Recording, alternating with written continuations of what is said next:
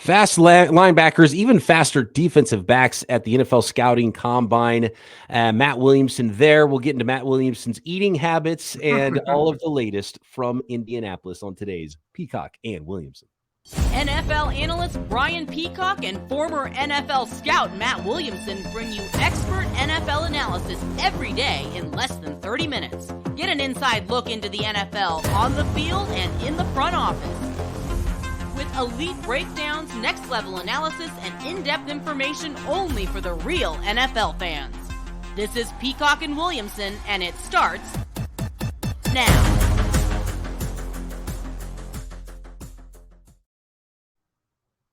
Welcome to the Peacock and Williamson NFL Show. Brian Peacock alongside Matt Williamson at BD Peacock at Williamson NFL on Twitter. Thanks, everybody, for making us your first listen on the Locked On Podcast Network. Your team every day.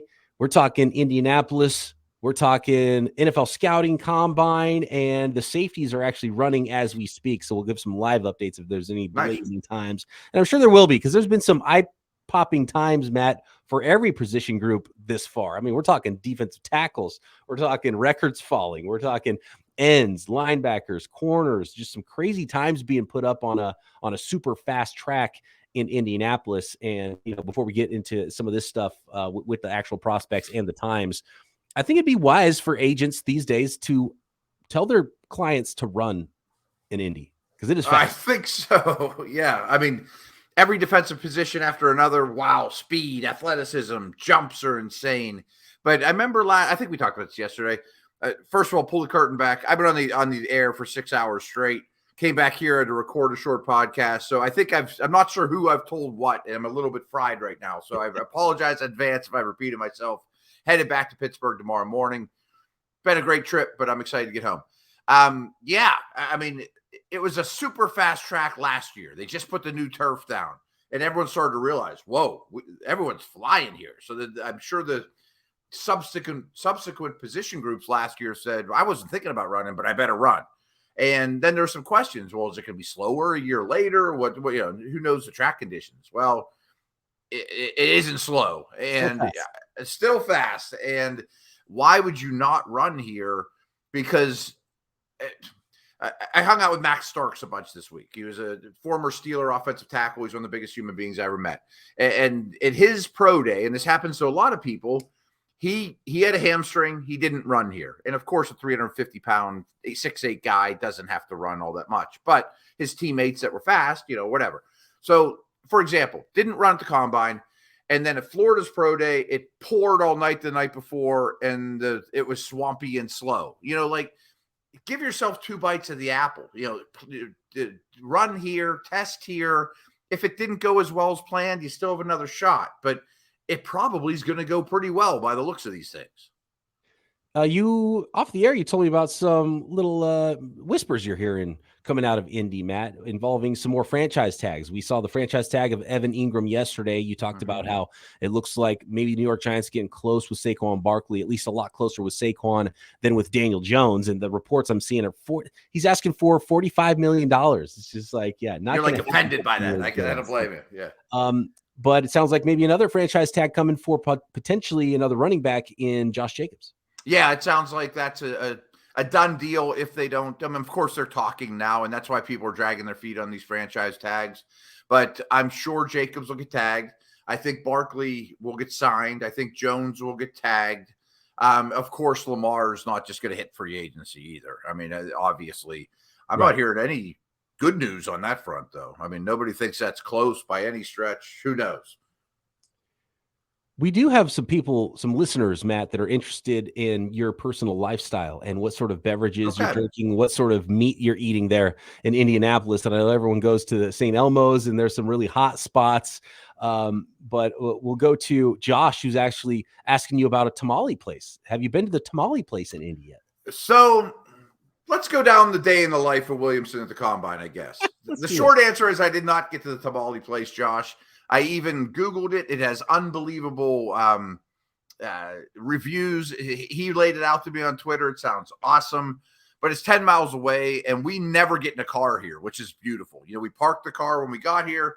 We'll get in the car when we leave. Everything is walkable. It's one of the beauties of it. So we just didn't, no matter what it was, we weren't going to travel far.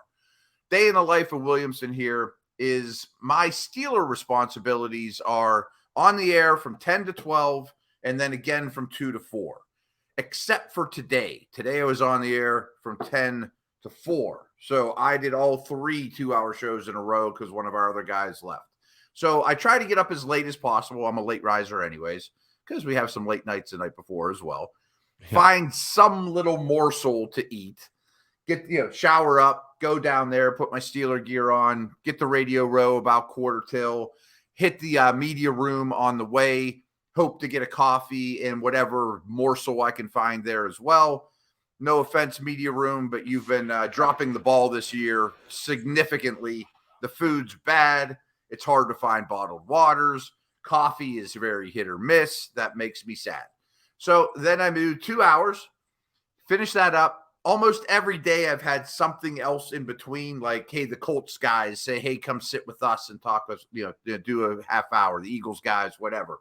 But I try to get up to my room, eat here, again, stopping at the media room, getting a terrible sandwich on the way, a bag of chips and an apple and a cookie. Got pretty tired of that, but that was 3 days in a row. It was free. So, all right, I don't have a lot of time anyways. I'm not running down the street to Chick-fil-A or whatever. Eat here, record a small other podcast I do for local, get back down there to 2 to 4, come back up here, chat with you, write an article, shower up, go out. I mean, that's a day in the life up until things get fun in the evening. Not real exciting. And the cuisine to that point isn't real exciting either. A couple Cliff Bars, things like that.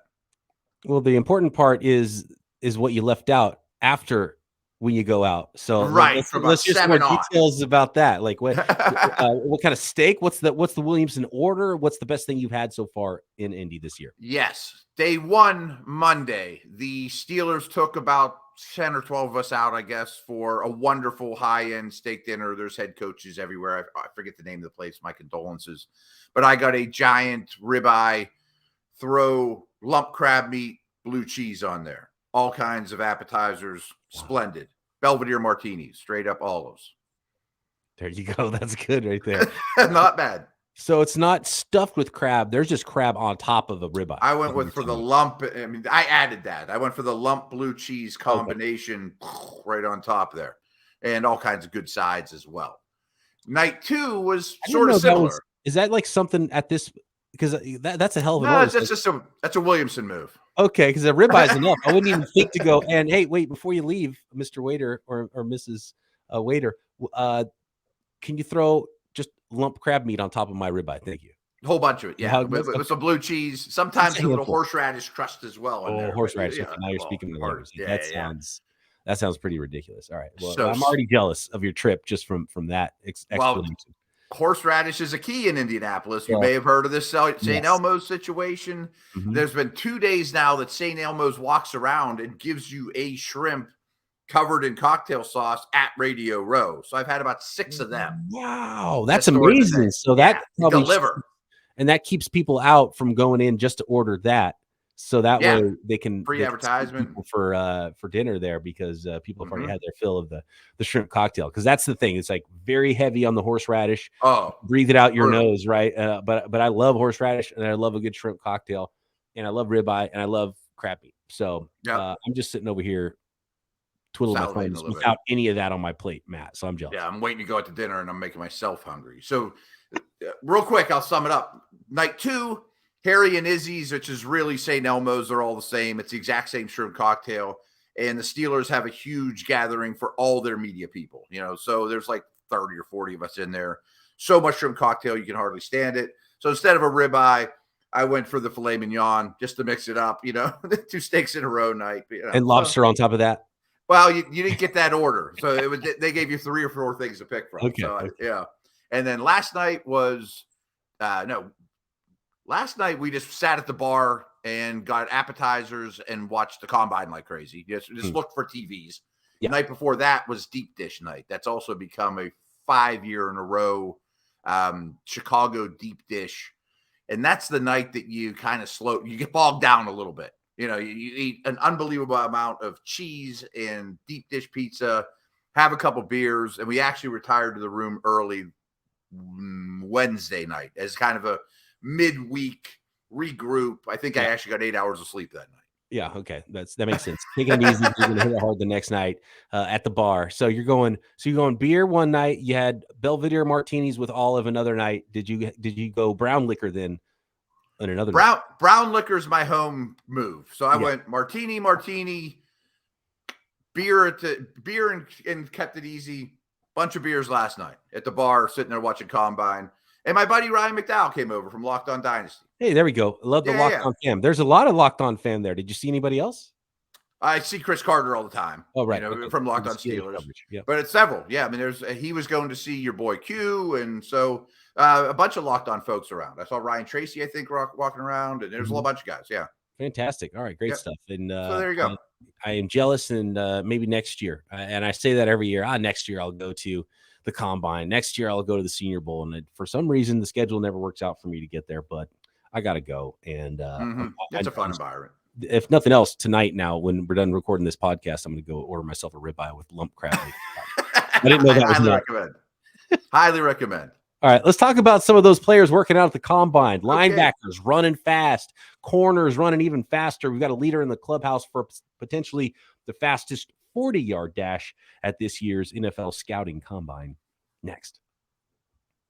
Today's episode is brought to you by Built Bar. If you're looking for that delicious treat, you don't want all the fat and calories, then you got to try Built Bar. So many great flavors of Built Bar. Sometimes it's unbelievable. They're able to pack all the flavor they can in a low-calorie, high-protein treat, like the very newest flavor, Vanilla Cream, which is back for a limited time at Built.com. Only 140 calories, but 17 grams of protein and only 4 grams of sugar in the Vanilla Cream. Most Built Bars have only 130 calories and 4 grams of sugar and 17 grams of protein. You can find limited flavors like lemon-dipped cheesecake puffs, maple donut puffs, grasshopper cookie, caramel apple, a banana cream pie puff. Just unbelievable. To go with all the standard flavors that I love, you got to try peanut butter, brownie batter. Just unbelievable what they're able to do at Built.com. And, of course, you can find them on your store shelves now as well at places like Walmart and Sam's Club. So go get a 4-box in the pharmacy section of Walmart. Cookies and cream, double chocolate flavor, coconut puffs, or if you're close to a Sam's Club, run in and grab a 13-bar box of hit flavors like brownie batter and churro, and then thank us later. And then, of course, you can find all of the varieties of Built Bars at Built.com. Okay. BP, I have to interrupt you because there's a cuisine thing that happened that I think I have to make note of today. Oh, yes. Well, this is very important, if nothing else. So, yes, get on me. So, again, I was on the air from 10 to 4. I had a Cliff Bar the whole time I was on the air, starving. So we went to White Castle, right before there. First time I'd ever been there. They don't have those in Pittsburgh. It's like the oldest franchise ever. And I've only been there once today. You can't find them in California either. And some of my colleagues that cover the 49ers did the same thing. And their response was, no need to go to White Castle. Don't worry about it. Just cross it off your list. It's no sense in making that extra trip. Did you feel the same? I was starving to no end, and I got double sliders and chicken. I thought the burgers were fine. The chicken was not so great. Yeah. Okay. Yeah. High hopes, but I was starving. Cross it off your list now. How about some of the linebackers we're seeing? There was about a half dozen linebackers that went 4.4s or faster. Got a 4.39 as well with the linebackers. Just a ridiculously fast group. And actually, there was more linebackers that I think were sub 4.5 than were over 4.5, which is pretty ridiculous for. Yeah, there are. Wow. Modern day linebackers not as big. We're not talking about a bunch of hulking 250 pounders. No, we're not. And I don't know that any of these guys are going to be super high draft picks, with the exception of Trenton Simpson from Clemson, who was expected to run extremely well. Owen Pepoy, the Auburn linebacker, was the fastest of all of them. Really stood out in drill work as well. I'll be very honest. I mean, this group of linebackers that all ran extremely well, I've seen their names. I don't know them extremely well, but I'm excited to dig in and learn more about them, to be very honest with you. Yeah, it looks like more of a depth class of running backs Yeah, than yeah. really high impact guys. You mentioned Trenton Simpson from Clemson, who really Mhm. solidified his status. 6'2", 235, big 10.25-inch hands, and he threw down that 4.43 40 time, really good 10-yard split, 1.55.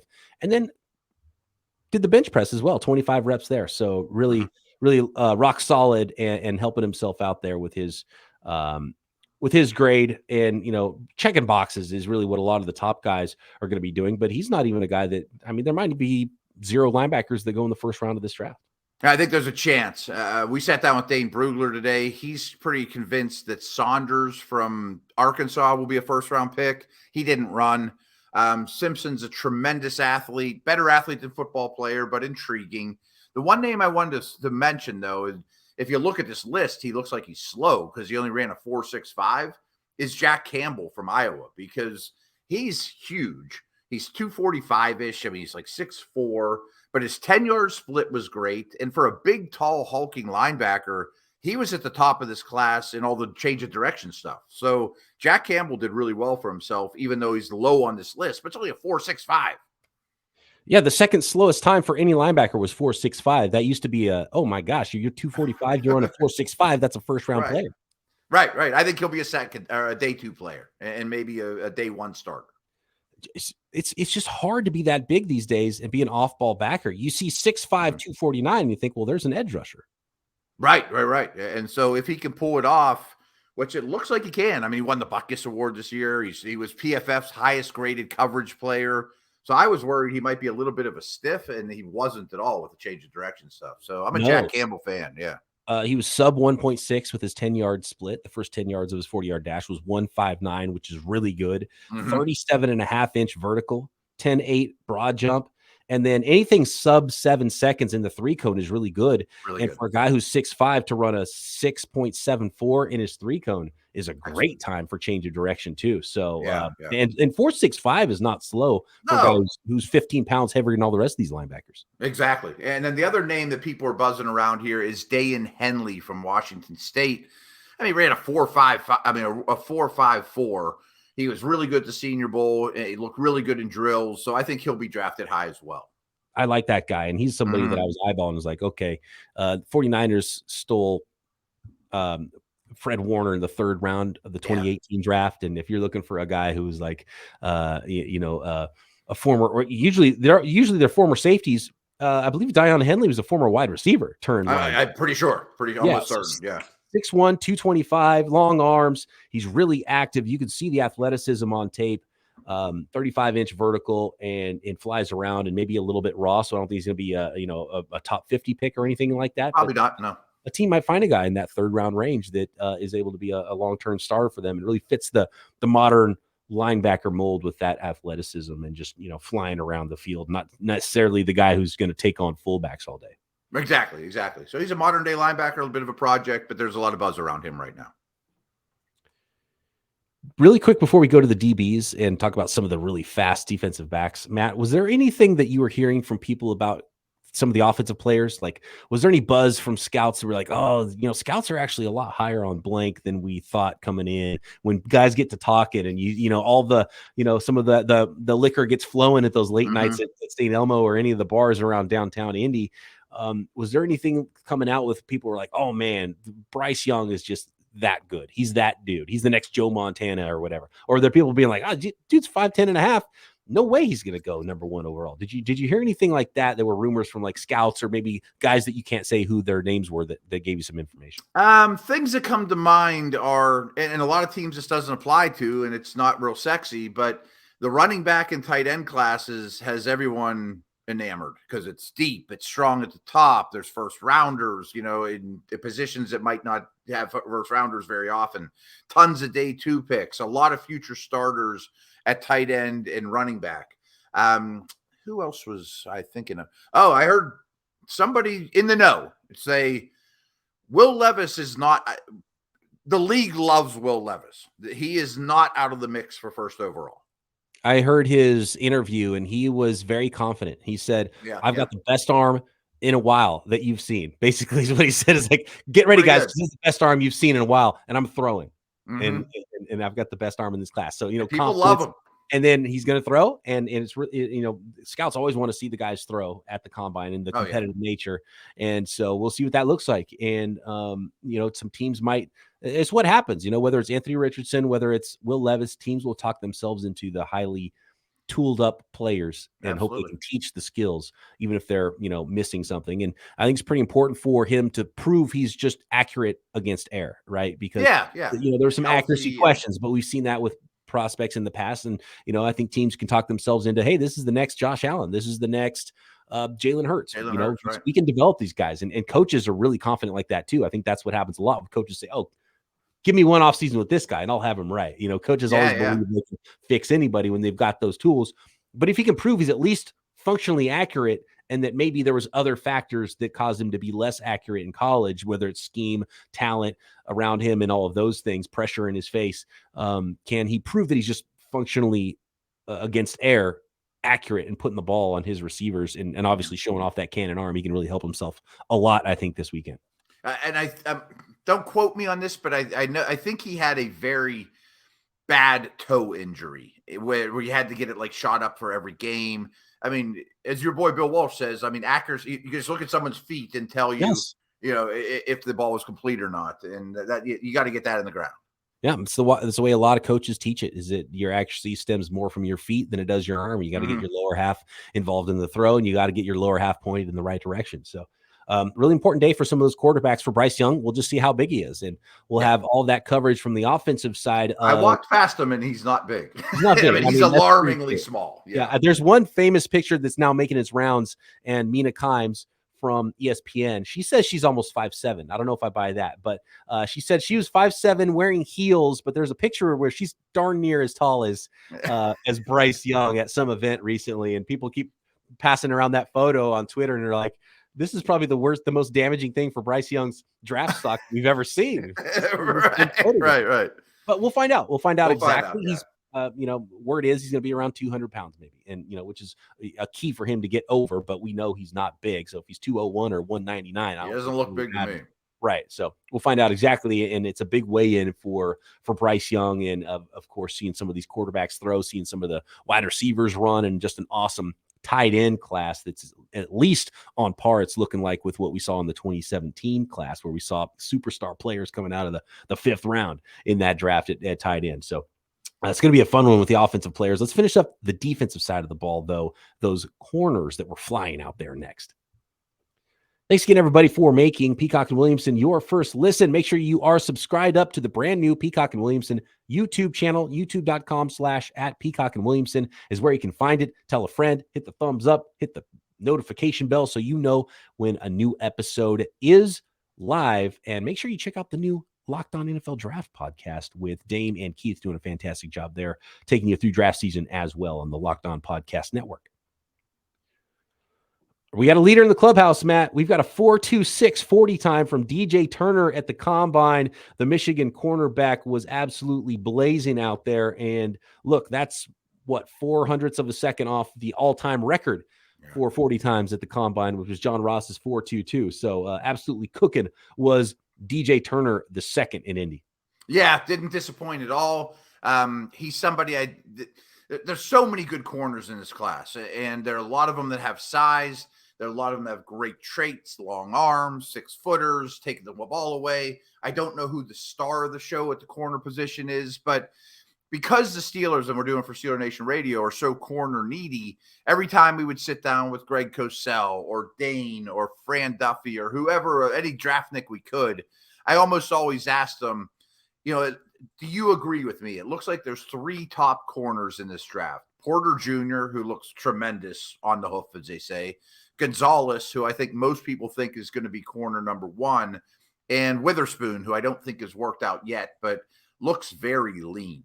But there's a lot of talk of, well, who's number 4? And some people think Gonzalez could be like the 5th or 6th pick overall. I mean, wow. A guy that I think now is starting to grab the who number 4 conversation is Maryland's Deonte Banks, who was 3rd. And he only ran a 4.35. But DJ Turner certainly raised some eyebrows, and he has some good tape. Everyone thought he would run really, really well, and he did even better than expectations. Yeah, he was the guy that everyone projected could be the fastest guy at the combine. Something like that's coming true. Only 178 pounds at 5'11". So he's definitely built for speed. He's pretty slim out there, but he's not small necessarily. You know, if you can get in the 180s and you're 5'11", that's enough size, I think. It might get pushed around at some point in run, in stuffing the run and coming downhill, but you're paid to cover in the NFL, right? So 4.27 or 4.26 was the official 40 time for DJ Turner. 1.47, which is an insane 10-yard split. 38.5-inch vertical, 10-11 broad jump. So yeah, off the charts in that regard, but probably not a first round type of a player, but definitely a fast player. And a lot of times you can find the fastest guys at the combine. And I think we went through this last year, and maybe we'll go back through it again. You look at the 10 fastest guys in combine history, and there's like one good player in the entire group. Chris Johnson. It's Chris Johnson. Right. He's a running back, right? Yeah. I mean, there's a lot of Dree Archers and little guys or just track dudes, but I think Turner's a pretty good corner. Some other corner notes I think are really impressive here. As I mentioned, Banks from Maryland and Emmanuel Forbes from Mississippi State. They both tied with a 4.35. And coming into this, I thought they were very equal prospects. I thought they were late first, early two. I think Banks is now like guaranteed in the first round, maybe even top 20. But Forbes, even though he ran so well, he's 166 pounds. He's 6'1", 166. His ankles, his calves, his wrists, his forearms, his waist, they're all dainty. I mean, like, it looked like he's going to break in half. Like, I can't do 6'1", 166. 6'1", too. If you're 166 and 5'9", that's one thing. And you're a slot, right? Yeah, you're a slot receiver, and you get open in space, and you're a return man or something. But right. Be a corner. You're going to have to prove people are going to run at you, So you got Derrick Henry's going to run right at him. Right. To support the run. You get broken in half. He looks really frail. Definitely on the light side. Really good cornerback class, though. A deep cornerback class, and there's going to be starters probably taking, well into day two from this draft class. You mentioned Christian Gonzalez, and I think he just solidified himself as CB1 in this class too with his workout. 4.38 40 time. He's over 6 feet tall, 6'1", 197, 32-inch arm length, just prototype there. Yeah. Great body composition, very balanced. 41.5-inch vertical. We got to talk about the verts. There were some insane verts from the DB class here. 11-1 broad jump. So just slam dunk there for Christian Gonzalez out of Oregon to very likely be the top corner in this class, and probably locked himself into a top 10 pick as well. See him going to the Lions a lot in the 6th slot in those mock drafts. I mentioned Dave Brugler. He said he was his 5th ranked prospect coming into this and might even bump him up. It's like, whoa. Wow. Yeah. You mentioned Witherspoon, who had an injury and is not working out. 5'11.5", 180. So he's not the biggest guy, already banged up. I think some teams might not like him as much. His tape is awesome. Like, he's a great player. He's a really good football really is. player. But some teams, just size-wise, will be afraid to take him, I think, with a first-round pick. So I wouldn't be shocked if someone like Banks, you mentioned, even leapfrogs him in the draft, and a team gets a really good player in Witherspoon late in the first round.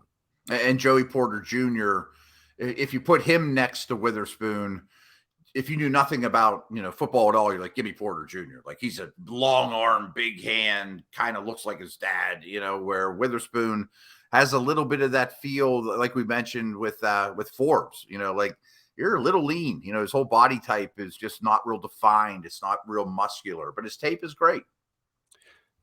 NFL Network was interviewing Joey Porter Sr. while Joey Porter Jr. was running his 40 time. And it was really funny because they were disappointed in his 40 time. It ended up being a 4.46 official, but I think it was slower. Which is fine for him, right? It was slower on the stopwatch, and I think his second run was like 4.5-ish, and you could tell that wasn't the number they were looking for. And it was kind of heartbreaking. You got a camera in dad's face watching his son run a 40 time and a little bit disappointed with it. So that was unfortunate to see, but actually 4.46 at 6'2". It's great for him. 6'2.5", 193, 34-inch arms. Like, he's all about length. If you could run 4.4s at that length and break on the ball like he can, I think it was actually a really good time for Joey Porter Jr. I think he might go top 10 and definitely won't get to 15. I think the workouts were very good for him. And trust me, he's always linked to the Steelers because the Steelers take Watts and Haywards, and they always there's a lot of nepotism in there. So Joey Porter's going to come to the Steelers. No chance he gets to 17. But he was funny at the podium. He said, "I take after my dad on the field, but my mom off the field." That's a smart answer. All right, it was pretty witty. Yeah, I like that. Yeah. One more corner I want to talk about because he keeps getting the Jason Sehorn comp because there's not many white corners you can compare a guy to. Riley Moss, and he's at the podium yesterday, and people are asking him like, "But teams are asking you to play safety, right?" Like, no, I'm a corner. What are you talking about? He's actually not even built like a safety. He's really slim. Nothing like a safety. Yeah, 6'1", 193. Kind of got shorter arms, which like with 30-inch arms, which is not great for a guy who's 6'1", but really athletic. He was a former sprinter and hurdler in track back in Iowa. Ran a 4.45, so pretty good time. Really quick 10-yard splits. So he's got that track, background, getting out of his stance. 39-inch vertical as well for Riley Moss out of Iowa. Yeah. And he stands out because of the color of his skin, of course. Right. And you ought to be a safety. I don't think he's a safety at all. I think he's a probably fourth round corner that most years would go in the third. This corner class is so deep that you might get this guy in the mid rounds and might be a long time starter. And there's a lot of those in this class. I mean, another one that comes to mind too, real quick, is Darius Rush, who was great at the Senior Bowl, the other South Carolina corner. Yes. Ran a 4.36. I mean, his tape's good too. I mean, I'm a big fan of his. Yeah, he's really good. And that's what I'm talking about, the depth of this class. You're talking about a third round guy who might be long-term starter in the NFL, and at 6'1", throwing down a 4.3. Yeah, that's big time. That's a big time. A lot of momentum. Darius Rush, absolutely. Yep. Good stuff. Really quick, looking at the safeties, they're still running, so we don't have any official times yet. But right now, Pitt's own Brandon Hill, 4.44 is the fastest 40-yard dash time. Do you have a scouting report on the local kid, Brandon Hill, Matt? I don't. It's pathetic. I worked for Pitt for 3 years, and they're in my backyard, and I know the name, but I don't know a lot about him. I do know that they expected him to test well. Trust me, I'll dig into it, but I don't know a lot about him. The guy I'm rooting for is Sidney Brown from Illinois, who did really well as well. I mean, he's a really thick, powerfully built dude, had a great Senior Bowl, but he ran under 4.5, so he should be very happy with that. Looking like 4.48 for Sidney Brown out of Illinois. At 5'10", 211. So built like he's thick. Yeah, a running back. He is. And the second fastest 40 time here is a safety from Akron, Matt. Oh, I'm just kidding. There's no safeties from Akron. I say, great. I don't know anything about him either. They don't make NFL DBs from Akron, do they? I can't think of one. I can't think of one. There probably is one or two, and I'm sure I'll get tweeted at and get yelled at, but not that I remember. All right. Fantastic stuff. More combine coverage Monday when we return, and we'll have all of the offensive guys that have worked out. Of course, the quarterback workouts, more rumors and news coming out of Indianapolis, as well as we are officially hitting the meat of the NFL offseason. Is going to be a whole lot of fun. And of course, we've got to come at you with a post-combine mock draft as well very soon, right here on Peacock and Williamson. So thanks everybody for making us your first listen. Make sure you hit that subscribe button. Check out all the rest that the network has to offer. Matt and I back Monday right here, Peacock and Williamson.